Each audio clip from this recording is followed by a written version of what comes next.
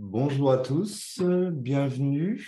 Donc, je vais attendre un petit peu que tout le monde arrive. Je vois que les personnes commencent à arriver. Donc, je voudrais juste refaire un point en fait. C'est-à-dire que là, j'ai déjà fait deux webinaires. Je ne sais pas si vous y avez déjà assisté. Un lié à comment on construit une stratégie mot-clé efficace sur Google, notamment une stratégie SEO pour booster votre SEO. Et un autre que j'ai fait il y a à peu près un mois qui était comment créer une stratégie Google SEO SIA efficace. Et en fait, aujourd'hui, je voudrais m'intéresser à un troisième pan, c'est-à-dire la veille concurrentielle. Parce qu'en fait, la veille concurrentielle, je sais que c'est ultra important pour vous.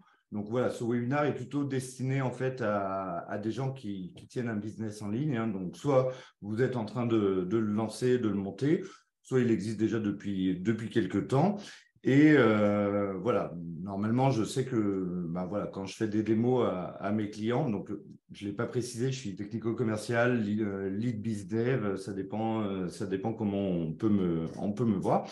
Donc, chaque fois que je fais des démos, je me rends compte que ce qui est ultra important pour vous, la plupart du temps, c'est comment vous vous situez par rapport à vos concurrents. Donc, durant ce webinaire, je vais essayer de vous montrer ce que c'est une veille concurrentielle, à quoi ça sert, et comment s'inspirer de cette veille concurrentielle pour améliorer son référencement. Et la veille concurrentielle, en fait, ça sert à quoi? Ça sert déjà à repérer quels sont les concurrents sérieux sur votre business, c'est-à-dire quels sont les acteurs du marché qui ont mieux développé leur référencement. Ça sert à voir aussi à surveiller s'il y a des nouveaux acteurs qui apparaissent sur le marché. Voilà, ça peut être ultra stratégique.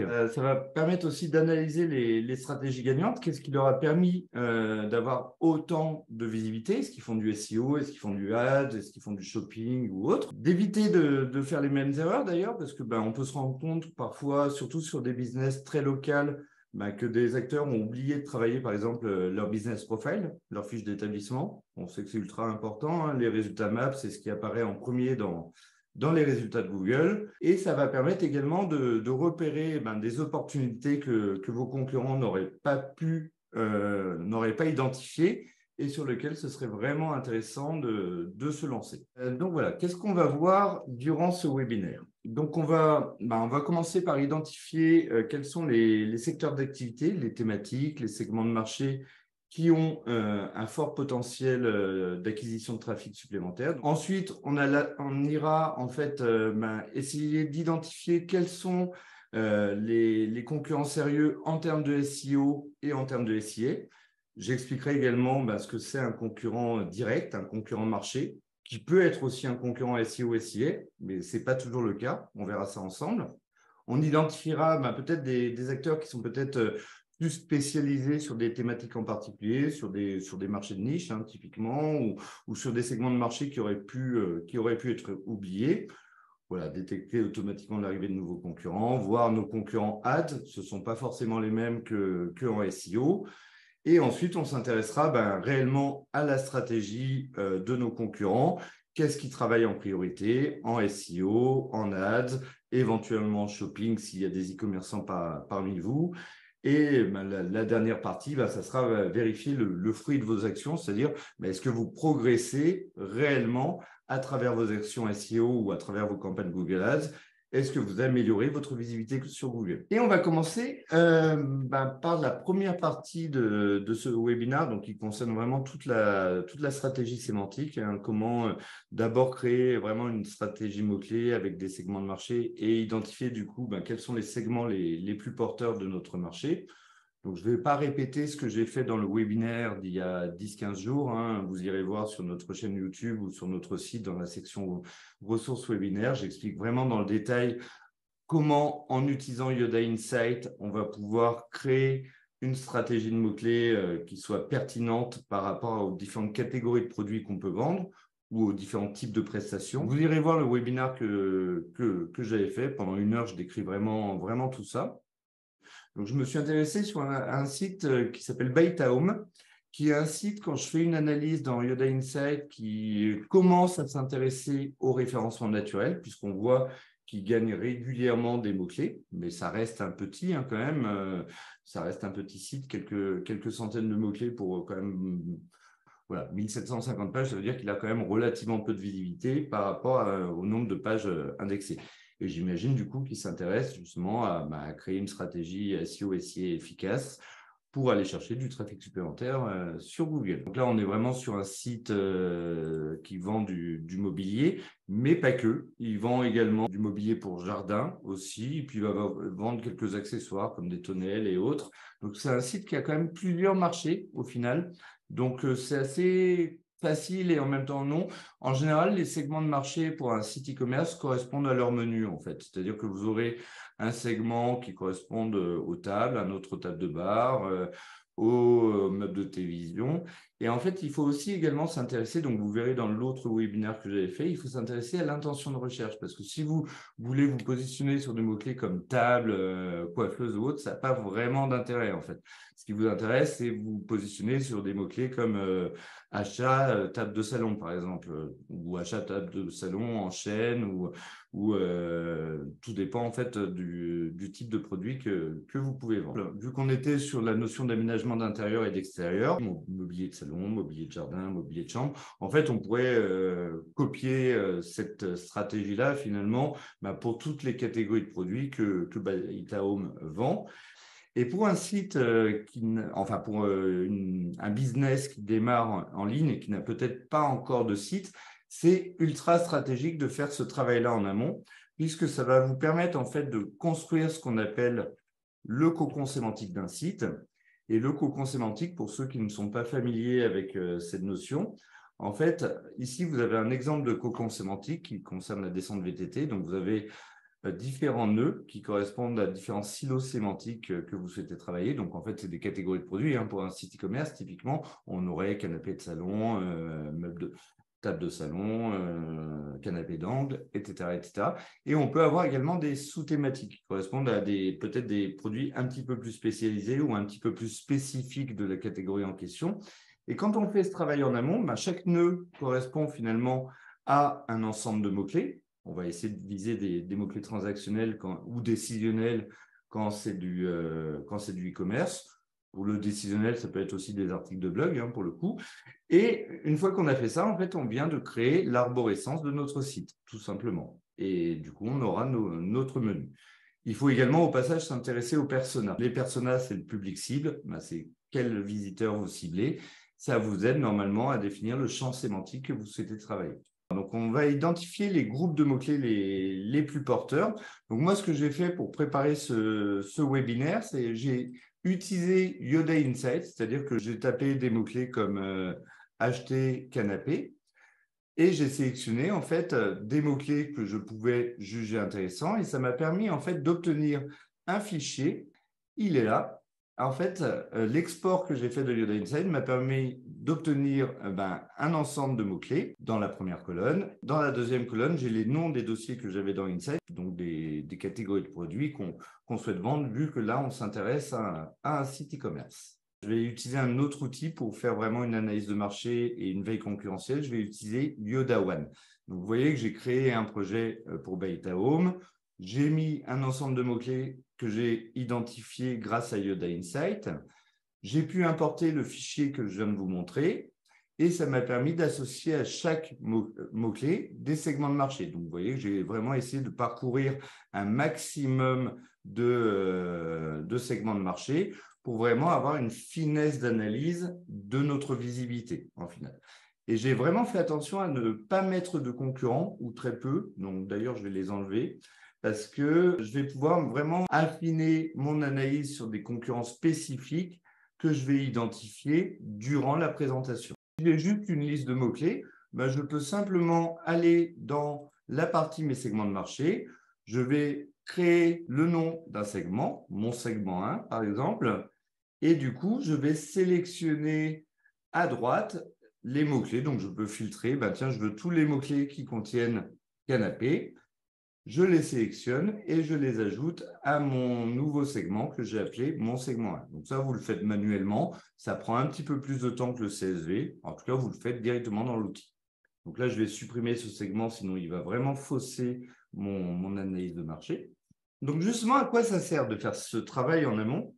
C'est qu'en fait, il faut utiliser ensuite un outil qui permet vraiment de faire une analyse de marché. Et c'est exactement ce que permet de faire Yoda One. C'est-à-dire qu'on a une page segment de marché.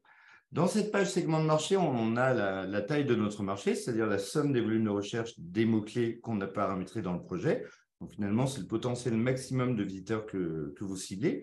Si jamais vous avez des marchés saisonniers, comme pisciniste, camping ou autre, ce volume de recherche s'adaptera tous les mois, en fait. Donc, vous serez vraiment dans la réalité de votre marché. Et ensuite, la vraie analyse de marché, elle est ici. C'est-à-dire que par rapport à tous les segments que je viens de créer, je vois tout de suite la répartition de mon marché, quels sont les segments les plus porteurs, chose que je n'aurais pas pu identifier tout seul, parce que souvent, on se dit, bon, j'aimerais bien travailler tel ou tel mot-clé. Mais en fait, ce qui est intéressant, c'est vraiment d'avoir une vision beaucoup plus globale, en fait, de prendre de la hauteur pour apporter cette vision marché. C'est justement l'objectif de Yoda One. C'est comme ça qu'on a pensé le cahier des charges.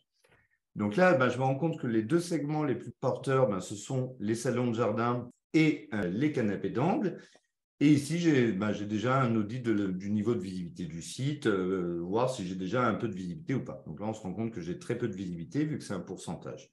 100%, ça voudrait dire que je suis premier sur tous les mots-clés du segment, sur tous les types de résultats. Et ensuite, pour chaque segment, on va être capable d'estimer un trafic prédictif qu'on pourrait gagner si on s'améliorait. Donc, si on s'améliorait dans le search, donc SEO, ads, shopping, GMB, position 0 et autres. Et du coup, je vois tout de suite que ce qui serait intéressant pour moi à travailler dans un premier temps, ce sont les canapés d'angle et le salon de jardin, puisque c'est là où je peux aller chercher le plus de trafic. Donc forcément, c'est inatteignable au total, mais est-ce que c'est atteignable par rapport aux concurrents que je vais avoir en face? Je ne vais pas avoir forcément les mêmes concurrents marché sur canapé d'angle que sur salon de jardin. Donc ça va faire partie de l'objet de la deuxième partie de ce webinaire. Donc, on va enchaîner. Donc, maintenant, on va vraiment essayer d'identifier quels sont nos concurrents en SEO, en SIA. Est-ce que parmi ces concurrents, il y a des concurrents directs, marché?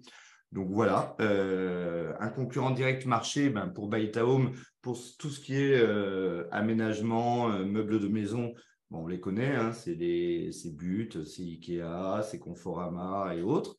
Automatiquement, des concurrents qui sont plus sur le mobilier de jardin comme Hespéride. Est-ce que c'est vraiment un concurrent marché? En tout cas, c'est un concurrent sur le marché du mobilier de jardin, mais c'est peut-être pas forcément celui contre lequel on va devoir se battre tout le temps, en fait. Les concurrents SEO, c'est très large parce que suivant les thématiques que vous souhaitez travailler, des fois, vous aurez des concurrents, je ne sais pas moi, vous êtes dans du médical ou autre, les mots-clés, vous allez peut-être vous retrouver face à des portails médicaux qui ne sont pas forcément des concurrents marché pour le coup, ce sont uniquement des concurrents SEO. Quand vous êtes sur du e-tourisme, vous serez face à des TripAdvisor ou autres. Quand vous êtes sur du e-commerce, vous serez régulièrement face à du Amazon, qui n'est pas un concurrent marché, mais c'est un concurrent en termes de SEO. Et c'est un peu un concurrent marché aussi, puisqu'ils vendent aussi des produits, mais c'est pas. Vous voyez un petit peu l'idée, marché, c'est vraiment quels sont vos concurrents en face, en fait. Qui est-ce que j'ai réellement envie de dépasser? On se met rarement dans la tête, j'ai envie de dépasser Amazon. Ça risque d'être très compliqué. Ou pour les marketplaces, une marketplace sera régulièrement en concurrence avec ses revendeurs, en fait, puisqu'ils ont aussi des sites. Les concurrents SIA, ce seront sûrement aussi des concurrents marché, parce que sinon, je ne vois pas trop l'intérêt de faire du ads ou du shopping. Et un même concurrent peut être à la fois un concurrent direct, un concurrent SEO et un concurrent SIA. Mais ça ne sera pas tout le temps le cas, puisqu'on sait qu'il y a des sites qui sont sur énormément de mots-clés. Typiquement, des Facebook, des Wikipédia, vous les verrez régulièrement apparaître, même si vous ne considérez pas que c'est votre thématique. Mais voilà, si vous décrivez, je ne sais pas, l'intérêt d'avoir un meuble en chaîne quand on est un vendeur de mobilier d'intérieur, peut-être qu'il y aura quelqu'un qui aurait une idée de faire une page Wikipédia sur l'intérêt d'avoir du chêne parce que c'est pérenne, ça tient dans le temps, etc., etc. Donc, je pense que vous avez déjà une vision plus globale de ce que c'est un concurrent. Maintenant, on va essayer d'identifier ces concurrents, donc qui ne seront pas forcément les mêmes en SEO et en SIA. Donc, la première chose qu'on va faire, c'est qu'on va aller dans une page qui sert justement à ça, à faire une analyse de marché et à faire une veille concurrentielle. Donc là, j'ai des placeholders parce que je n'ai pas encore défini de concurrent. On va le faire ensemble. Le tableau qui est intéressant, c'est le tableau des leaders du marché, c'est-à-dire les sites qui ont le plus de visibilité sur tous les mots-clés que j'ai mis dans le projet. Donc là, vu que c'est tous mots-clés confondus, ben, on voit surtout les très, très gros, hein, finalement. Mais on a décidé ensemble, vous vous rappelez, que on voulait d'abord commencer par travailler 2 segments de marché, les canapés d'angle et les salons de jardin. Donc, on va essayer d'analyser quels sont nos concurrents finalement sur ces segments-là. Ce qui est très bien, c'est que j'ai un filtre. Tiens, qui est le leader des canapés d'angle? Je vais peut-être voir des sites qui étaient un peu noyés dans la masse auparavant, qui sont vraiment spécialisés. Donc, là, on voit Maison du Monde qui n'était pas là tout à l'heure. Bobo Chic, je ne le connais pas, mais a priori, il vend des canapés d'angle. En tout cas, il a un bon niveau de visibilité. Peut-être Best Mobilier. Ah tiens, Home Salon, ça doit vraiment être un concurrent marché sur les canapés d'angle.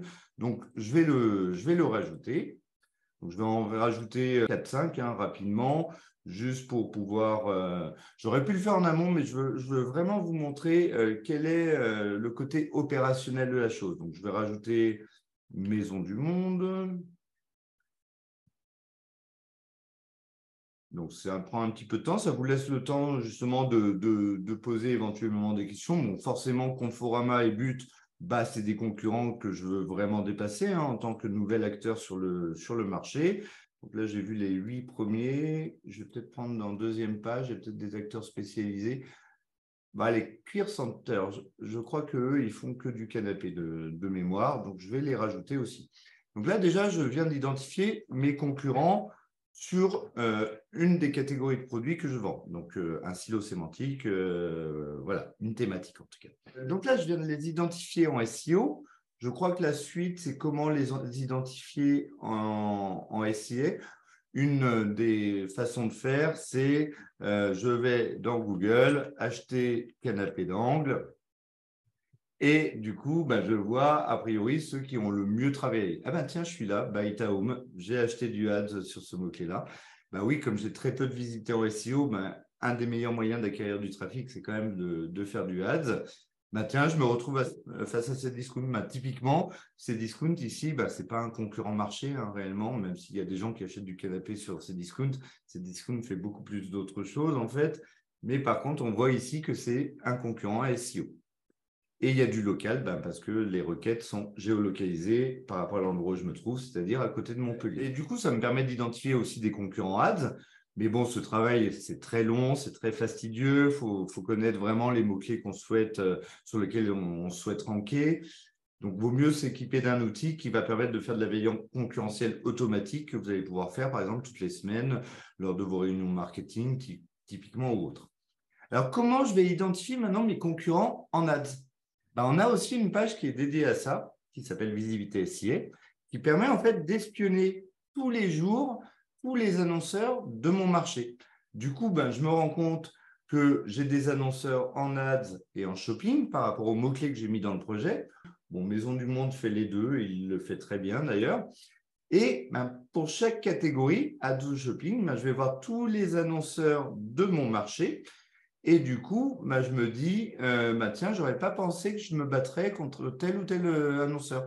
Mais on a vu ensemble que ce qu'on voulait travailler, c'était aussi les salons de jardin. Donc là, je vous montre une autre façon de trouver des annonceurs sur une thématique en particulier. On a Hespéride, contre qui on va devoir se battre sur les salons de jardin. Donc, je vais le rajouter aussi. Donc, je vais faire un petit peu pareil. Je vais en rajouter 2-3. Je pense que vous avez compris le principe. Donc, je vais essayer d'aller assez vite. Donc, Artelia, qui a bien travaillé sa section pub. C'est des concurrents qui sont quand même un peu importants pour moi et que j'aimerais vraiment beaucoup, beaucoup dépasser. Et un petit dernier sur les salons de jardin. Donc, Artelia, je viens de le rajouter. Allez, peut-être Jardin de Chloé. Je ne les connais pas non plus. Mais bon, a priori, comme il fait du ad, c'est a priori un concurrent direct et même certainement un concurrent marché. Pourquoi il mettrait du budget sur des mots-clés s'il ne vend pas des produits de ce type-là? Je l'ai fait pour le ads. J'aurais pu faire exactement la même chose sur le Google Shopping pour les sites e-commerce. Donc, si vous avez des fiches produits, vous allez voir tous les annonceurs de votre marché. Donc, on voit que ce ne sont pas forcément les mêmes, même si Hespéride et Maison du Monde sont très, très agressifs apparemment. En tout cas, en shopping. Ils ont bien travaillé leur fiche produit. Et ensuite, on a l'ensemble des mots-clés. Donc ça, c'est la to-do à suivre vraiment. C'est le déroulé que je viens de vous montrer, tout simplement. Et maintenant, maintenant qu'on connaît nos concurrents, on va essayer d'analyser quelle est leur stratégie. Donc, je voudrais juste voir un petit peu les questions. Marine, merci d'avoir redescendu les questions. Est-ce que Yoda One est optimisé pour les requêtes en anglais? Tu peux mettre des requêtes en anglais, il n'y a aucun problème. On supporte plusieurs moteurs dans le monde. Bon, pour le moment, c'est essentiellement des moteurs européens. Pour chaque moteur, on va être capable également d'identifier la langue utilisée, parce qu'on peut sélectionner, par exemple, sur le moteur belge, le français et je crois que c'est le néerlandais ou l'allemand, je ne sais plus. Mais voilà, pour chaque moteur, on va supporter toutes les langues utilisées aussi. Donc, bien sûr on fait du crawl, on fait du crawl Google. Donc, les mots-clés que tu sélectionnes, tu les mets dans la langue que tu veux. D'ailleurs, au passage, il y a beaucoup de mots-clés anglais qui sont tapés également sur le google.fr, surtout si tu es sur un marché de niche très IT. En IT, on n'utilise que de l'anglais quasiment. Donc voilà. Donc, ça supporte bien sûr un mot-clé, c'est une expression de recherche, qu'elle soit en français, en anglais, en russe ou autre. Bonjour, sans Yoda One, est-ce possible de voir toutes les données pour notre site, s'il vous plaît? Tu peux aller dans Yoda Insight pour voir quels sont les mots-clés sur lesquels tu es positionné. Pour vraiment faire une analyse de marché, une analyse très précise, il faut vraiment s'équiper d'un outil. C'est indispensable. Si tu veux simplement utiliser, par exemple, les outils Google type Search Console ou Analytics, autant dire que tu pilotes complètement à l'aveugle parce qu'on te donne effectivement ton trafic et les impressions que tu peux avoir sur des mots-clés. Mais si tu n'as pas travaillé ton référencement, autant dire que tu verras vraiment 3% de ce qui pourrait t'apporter du trafic réellement, en fait. Yoda a-t-il une version bêta où il faut absolument acheter un pack? Vous avez une version de test de 8 jours, donc essayez gratuitement. Donc, je vous conseille, avant de lancer le test, de créer d'abord votre stratégie mot-clé avec les catégories de produits qui vous intéressent. Comme ça, le test sera beaucoup plus efficace. Après, j'ai envie de te dire, un test de 8 jours, tu vas faire un audit à un instant T. Tu referais ce même audit dans un mois, tu n'aurais pas forcément les mêmes résultats. Et en plus, dans ton test, tu vas être limité à 100 mots-clés. C'est rien du tout, en fait, pour faire une analyse de marché. Donc, à un moment donné, il faudra que tu aies si tu es intéressé par faire de la veille concurrentielle, il faut au moins prendre un mois d'abonnement dans une version pro pour faire au moins l'analyse sur un gros volume de mots-clés. Même 1000 mots-clés pour un site e-commerce, on est déjà très limite. Moi, j'ai des clients e-commerçants qui suivent 4, 5, 10 000 mots-clés. Il faut analyser beaucoup de mots-clés. Et ça coûte. Forcément. Nous, ce qui nous coûte cher, c'est le crawl des mots-clés, c'est la récupération des pages de résultats de Google.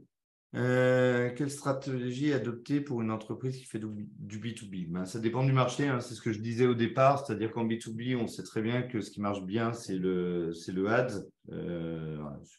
Souvent, les industriels ou autres, ils ont tendance à utiliser beaucoup du ads. Après, ça dépend du marché. Est-ce que tu vends, je ne sais pas moi, des sous-marins pour la Chine ou est-ce que tu vends des pièces pour des Airbus? Ça dépend vraiment. Est-ce que tu es seul sur ton marché ou est-ce qu'il y a vraiment des gros acteurs principaux? Est-ce que c'est un marché qui bouge? Là, c'est vraiment très compliqué. Bon, des fleurs et des plantes, là, pour le coup, il y a énormément d'acteurs sur le marché.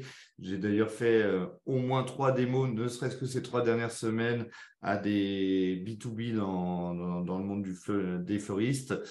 C'est essentiel de faire une analyse de marché avec un outil comme Yoda One ou un autre, pourquoi pas, mais sans ça, tu pilotes complètement à l'aveugle, en fait.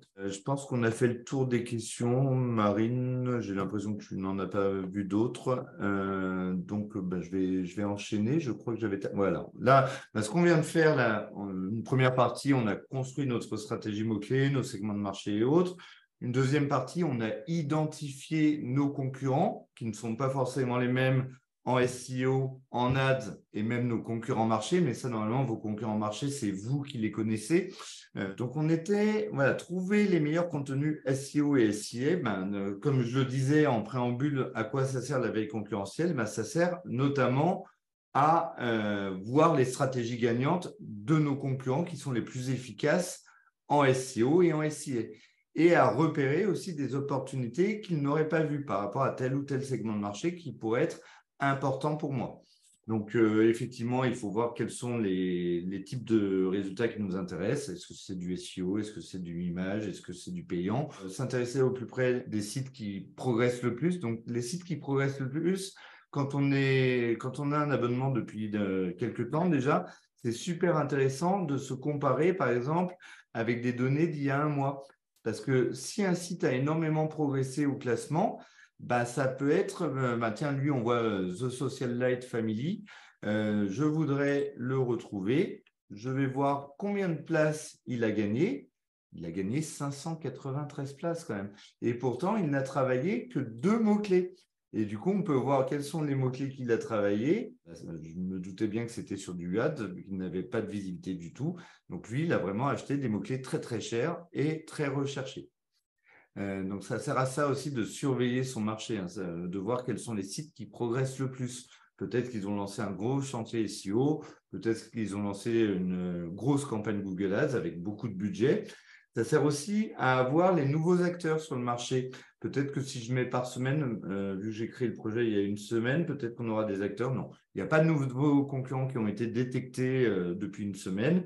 Ça aurait pu être le cas, ça aurait pu être des sites dont il faudrait se méfier. Comment on construit une stratégie aussi, j'en ai pas parlé, mais on sait que le SEO, ça prend entre 3 semaines et 3 mois. Bon, des fois, ça prend 3 jours, hein, suivant la notoriété d'un site, mais en moyenne, c'est entre 3 semaines et 3 mois.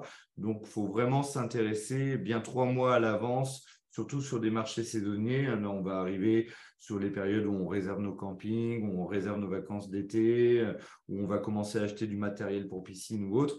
Il faut savoir que les référenceurs de ces sites-là ont déjà commencé à travailler cette stratégie-là. Parce que voilà, il faut vraiment bien 3 mois pour vraiment gagner beaucoup de visibilité. Et c'est pareil pour une campagne Google Ads. En ads, le temps que l'algorithme comprenne sur quelles expressions vous souhaitez avoir des impressions et qu'est-ce qui transforme derrière, il faut bien 2-3 mois avant que l'algorithme soit efficace, en fait. Vous serez efficace immédiatement, mais pleinement efficace, ça sera au bout de 3 mois. Trouver les meilleurs contenus SEO. Alors, pour les meilleurs contenus SEO, on a une page dédiée à ça. C'est-à-dire qu'on a la page visibilité SEO, donc on a avec un score qui baisse quand on perd du positionnement et autres, avec l'évolution de notre positionnement à nous. Est-ce qu'on perd ou est-ce qu'on gagne en positionnement? Donc ça, c'est déjà intéressant de voir si nos actions performent. C'est surtout intéressant d'analyser ce que font les concurrents. Tiens, Hesperide, on a vu qu'il était spécialiste dans le mobilier de jardin. On voit en plus qu'il progresse. Bon, il chute un petit peu aussi, mais là, on voit qu'il est en train de travailler parce qu'il a beaucoup de nouvelles positions dans les 3 premières pages de Google. Donc, a priori, je pense qu'il a dû travailler récemment parce qu'il vient d'apparaître en 3e page de Google, cette page-là. Je peux aller la voir et je vais m'inspirer un petit peu de ce qu'il a fait en termes d'optimisation on-page sur cette page-là. Donc, il présente des produits. Il a une petite description et il ne performera jamais beaucoup parce que il n'y a pas de H1, il n'y a pas de contenu, il n'y a pas de H2. Peut-être qu'au niveau des images, il a peut-être travaillé l'attribut alt, sait-on jamais. Ouais, il l'a travaillé. Il a au moins travaillé fauteuil, relax de jardin, Milos, Bordeaux. Mais bon, clairement, c'est une page qui manque. Voilà, il faudrait au moins entre 500 et 1000 mots-clés, surtout que c'est une page de catégorie de produits. Donc, il faudrait vraiment un H1. Le title, qu'est-ce qu'il a mis? Il a mis fauteuil, relax de jardin. Bon, est-ce que ce sont les mots-clés stratégiques? Ça, je pourrais essayer d'aller le voir. Est-ce que fauteuil, relax de jardin, c'est un mot-clé qui est stratégique? On va voir ça tout de suite. Fauteuil, relax de jardin. Donc, c'est un mot-clé qui est recherché 720 fois. Et fauteuil, relaxation, jardin est déjà beaucoup plus intéressant. Donc, il aurait peut-être dû travailler ce mot-clé-là aussi. Mais bon, on voit qu'il a un petit peu de visibilité, très peu, il est en 3e page. Et du coup, on va essayer ça ne devrait pas être très compliqué de lui passer devant. Là, il doit être mieux travaillé celui-là, salon jardin de terrasse. Je peux aller voir sa page, pareil. Donc, je suppose qu'il a mis ça en H1. Ouais, cette fois-ci, il a mis un H1. Et est-ce qu'il a mis du contenu un peu plus détaillé? Est-ce qu'il a mis ça en H2? Je suppose que oui, a priori. Non, même pas, il a mis ça dans un tableau. Donc, il devrait mettre un H2, mais beaucoup plus descriptif que ce qu'il a pu mettre, ici. Donc, voilà, chaque fois que je veux analyser un concurrent, je le mets, je vois sur quel mot-clé il rank, et en plus, j'ai la page positionnée, donc je peux analyser en SEO qu'est-ce qu'il a fait réellement. Et quand je n'ai pas mon concurrent, je vais le modifier simplement dans la page concurrence pour le faire apparaître sur la page visibilité SEO. Ou alors, si je veux avoir une vision globale finalement de tous mes concurrents d'un coup, là j'ai tous mes concurrents que j'ai paramétrés. J'ai un concurrent qui m'intéresse, je peux le rapprocher et trier en fonction de son positionnement. Je vois tout de suite sur quel mot-clé il est mieux positionné que moi. Et je peux filtrer également par segment de marché pour voir finalement quels sont les concurrents qui auraient mieux travaillé la notion de canapé d'angle. Donc, effectivement, il y a Conforama. On voit que Home Salon, il est plutôt pas mal. Center, qui est pourtant un acteur du marché, il n'a pas très bien travaillé son SEO.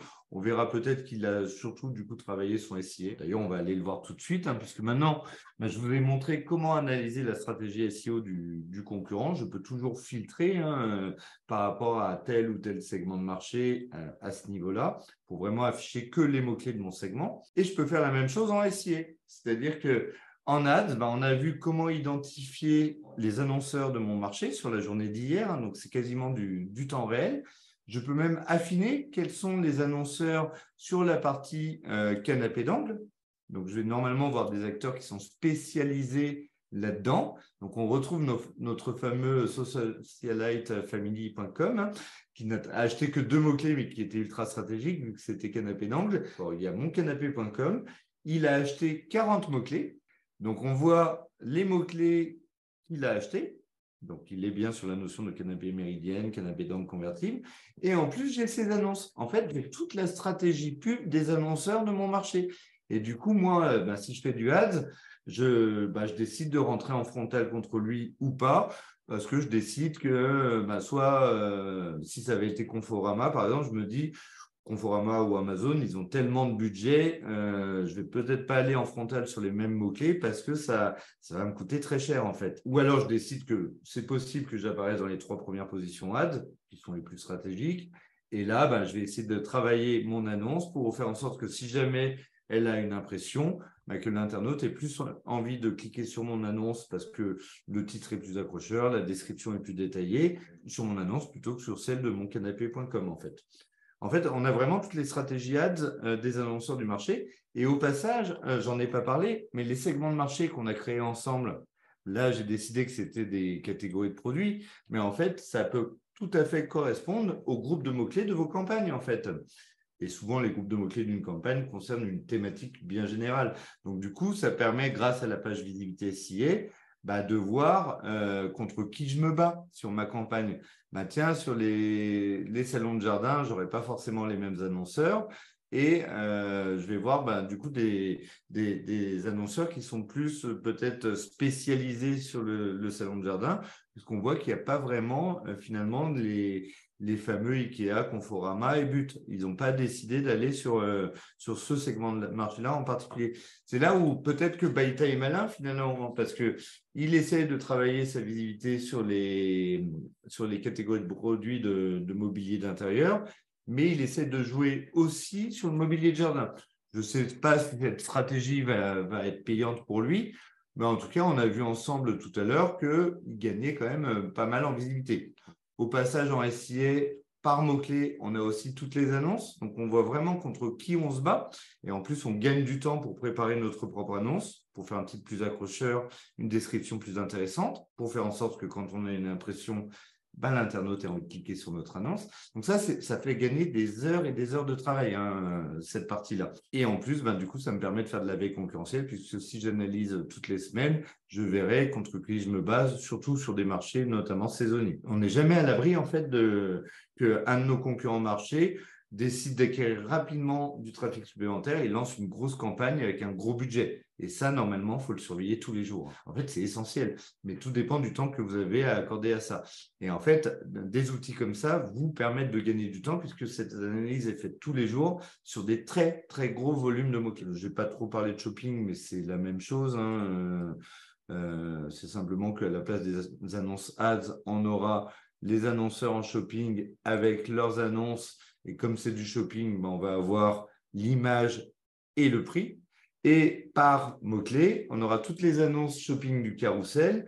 Et ça, moi, je sais par exemple que mes clients e-commerçants, ils utilisent ça comme comparateur de prix. La veille concurrentielle, ça sert aussi à ça. Est-ce qu'on est plutôt au-dessus ou en dessous des tarifs du marché?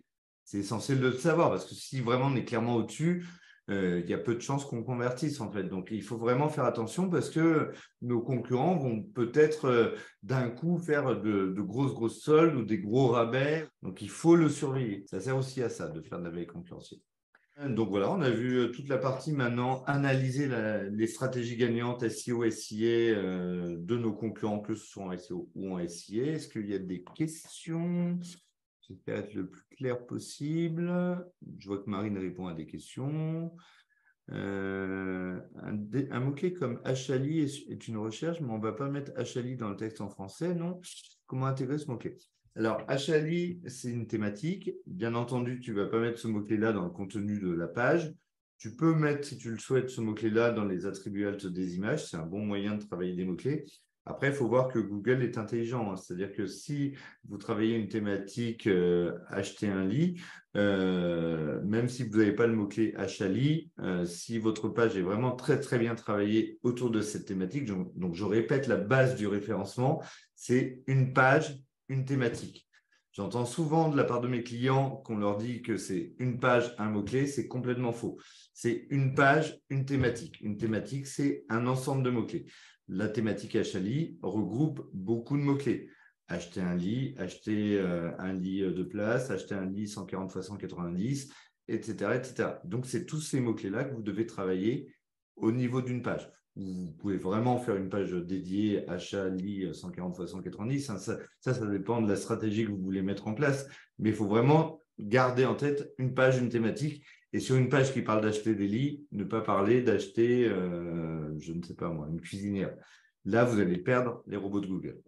Après avoir trouvé ces mots-clés, est-ce que rédiger régulièrement des articles de blog sur son site permet d'améliorer le SEO? Ben oui. Donc, la première chose à faire, bien sûr, c'est d'abord d'optimiser vos pages en termes de title, de H1, de H2.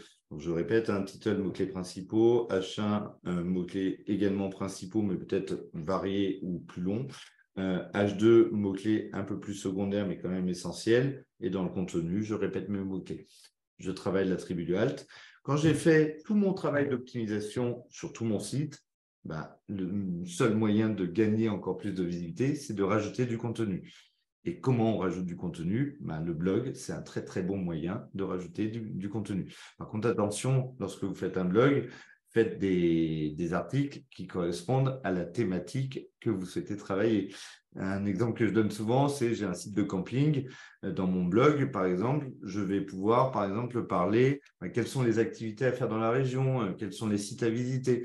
Je ne vais pas forcément attirer un trafic ultra qualifié par rapport à mon marché, puisque moi, je vends des emplacements, je vends des locations. Par contre, des gens qui s'intéressent aux activités de la région et aux sites à visiter, a priori, c'est qu'ils veulent venir passer leurs vacances dans la région. Du coup, ils vont peut-être regarder le type de prestation que vous proposez. Et du coup, ça convertira peut-être. Donc oui, effectivement, le blog, c'est un très bon moyen. Les actualités, c'est un très bon moyen aussi de rajouter du contenu. Les nouveautés, ce genre de choses. On recherche plus la météo, mais si j'ai besoin d'un parapluie, par exemple. Après, là, t'es sur l'intention de recherche. Si tu recherches la météo, tu recherches une information météo. Tu recherches pas, tu recherches bien sûr derrière, est-ce que tu vas prendre ton parapluie, mais tu cherches pas forcément à acheter un parapluie. Donc, c'est pas une requête transactionnelle, quoi. Voilà. Maintenant, qu'est-ce que je fais une fois que j'ai optimisé mon contenu, j'ai identifié mes concurrents, je vais vérifier, mais est-ce que tout ça m'a permis d'améliorer mon référencement finalement? Et un bon moyen de voir ça, c'est dans la partie tableau de bord. Donc, au passage, on a 2 tableaux de bord maintenant, c'est nouveau. Depuis, on a fait une mise à jour début de semaine, on a un tableau de bord d'évolution de visibilité Google, où c'est une synthèse des autres pages, et vous irez voir, on a un nouveau tableau de bord de recommandations qui est plus dans le côté opérationnel. Mais moi, la carte qui m'intéressait, c'est celle-ci. C'est-à-dire que ici, j'ai tout l'état de ma visibilité Google qui se met à jour tous les jours. Je peux me comparer à une date ultérieure quand j'ai créé le projet depuis un moment. Donc là, je l'ai vraiment créé il y a quelques jours. Donc, je remets les données par jour. Je le remets en grand. Je veux me comparer avec la date la plus ancienne. Donc, je vois tout de suite pour chaque mot-clé et pour chaque type de résultat, ben, est-ce que j'ai progressé, un +1 comme celui-là? Est-ce que j'ai stagné en égal ou au contraire, est-ce que j'ai chuté en visibilité? Et du coup, je peux trier. Ben, tiens, en SEO, ben, je ne suis pas très, très bon. Hein, je suis plutôt en bas de la première page sur mes meilleures positions. Sinon, je suis en deuxième ou en troisième page. En image, ben, je ressors. Après, est-ce que c'est stratégique ou pas, ça, je ne sais pas. Et en ads, est-ce que du coup, j'ai des impressions? J'en ai en ads et j'en ai en shopping. Et je peux aussi filtrer par segment de marché. Bah, tiens, j'ai lancé une campagne sur les salons de jardin. Bah, je suis très mauvais. Je ressors sur 2 mots-clés. Peut-être que si j'analyse un qui est spécialiste sur les jardins, jardin de Chloé, bah, je peux voir rapidement sur les salons de jardin, bah, on voit qu'il y a beaucoup de news quand même par rapport au 10 mars. Ça veut dire que c'est une nouvelle campagne qu'il a lancée. Et du coup, il a eu des impressions sur les mots-clés de cette nouvelle campagne, puisqu'il n'avait pas de visibilité il y a 7 jours et il en a aujourd'hui. Donc, typiquement, on a vu la progression. Il y a aussi une autre notion de performance, c'est dans la partie concurrent. C'est-à-dire qu'on a un graphique qui est un score de visibilité globale avec tous les concurrents qu'on a paramétrés dans le projet. Ce qui est intéressant quand on a quelques semaines d'historique ou quelques mois ou quelques années, c'est les filtres en fait. Parce que là, c'est vraiment un score de visibilité globale qui tient compte de tous les types de résultats, donc SEO, Ads, Shopping, My Business. Mais en fait, parmi mes concurrents que je veux vraiment espionner, ben, je veux voir en fait qui fait du ads. Ça ne sera pas forcément tout le monde. D'ailleurs, on le voit, hein, c'est essentiellement Maison du Monde et Speride qui mettent des gros budgets en ads, hein, visiblement, vu qu'ils ont beaucoup de visibilité. Il y a Conforama qui s'est un petit peu énervé le 14 mars, mais c'est tout. Ou alors, parmi mes concurrents, qui essaye de gagner de la visibilité. Allez, on va changer un petit peu sur les fauteuils relax. Ben, on voit que le leader, c'est Conforama et les autres ont vraiment très peu de visibilité. Ça aussi, ça permet de faire une analyse de marché. Donc voilà, dans le tableau de bord évolution, on a la liste des positions qui se mettent à jour tous les jours. Et là, c'est plutôt une analyse globale. Quand on fait par exemple des réunions marketing toutes les semaines ou tous les mois, on va voir un petit peu qu'est-ce qu'on fait nos concurrents en fait. Est-ce qu'ils ont fait du ads? Est-ce qu'ils ont travaillé tel ou tel segment de marché? Voilà, c'est toujours important de faire de la veille concurrentielle. Je vous l'ai expliqué au départ. Yodawan a-t-il un intérêt pour un site qui n'a pas encore de mots-clés positionnés dans Insight? Yodawan a surtout un intérêt pour un site qui n'a pas de mots-clés dans Insight. Un site qui n'a pas de mots-clés dans Insight, vous irez voir le webinaire que j'ai fait il y a 10 jours. Insight n'est pas du tout un outil de suivi de visibilité. C'est Yodawan. Insight sert à trouver des mots-clés. Si vous n'avez pas de visibilité dans Insight, vous avez tout intérêt à construire votre stratégie mot-clé. C'est ce que j'ai expliqué au précédent webinaire. Et ensuite, analyser votre visibilité pour faire de la veille concurrentielle, voir les stratégies efficaces et surtout voir si vous progressez tous les jours parce que vous allez lancer des travaux d'optimisation. Est-ce que vous allez apparaître en troisième, en deuxième page de Google? Insight, je le répète, ne sert qu'à trouver des mots-clés. Beaucoup de gens l'utilisent pour suivre leur visibilité, c'est une erreur. Parce que la position que vous avez dans Insight peut avoir quelques jours, voire quelques semaines. Donc, vous n'êtes pas du tout dans la réalité de votre visibilité. Pouvez-vous nous transmettre le lien? Mais il est sur notre site, hein, notre webinaire, si vous voulez, on peut y aller ensemble. Vous allez sur notre site, vous allez dans la page ressources, vous avez une section webinaire. Et en fait, donc là, il y a les 3 derniers webinaires qu'on a fait. Donc, les 2 derniers, c'est moi. L'autre, il est plus orienté agence web. Il a été fait il y a vraiment plusieurs mois. Celui-là, j'essaierai d'en refaire un plus complet bientôt. Et on a nos futurs webinaires. Donc, celui qu'on est en train de faire, c'est celui-là. Et le SEO Square, mercredi. J'ai l'impression qu'il n'y a plus trop de questions. C'est que j'ai été clair, en tout cas. J'espère que ça vous a appris des choses. Là, vraiment, j'ai essayé de me focaliser sur la notion de veille concurrentielle, qui est un élément que beaucoup de référenceurs oublient, alors que c'est essentiel. On ne peut pas se dire j'améliore ma visibilité un jour et ensuite je laisse mon site vivre. Ça n'existe plus sur Google. C'est un marché ultra agressif. Le search, il faut constamment faire de la veille concurrentielle. Si vous n'en faites pas, à moins que vous appeliez Amazon, c'est sûr et certain que vous finirez par disparaître. Bon, je pense qu'on a terminé. Je vous invite vraiment à me contacter si vous êtes intéressé. Je vous ferai une démo avec plaisir. Et du coup, je vais couper la vidéo et je vous dis au revoir. Je vous remercie en tout cas d'avoir assisté à ce webinaire. J'espère que je n'ai pas oublié de questions. Si vous en avez d'autres, n'hésitez pas à revenir vers moi. Bonne fin de journée. À très bientôt.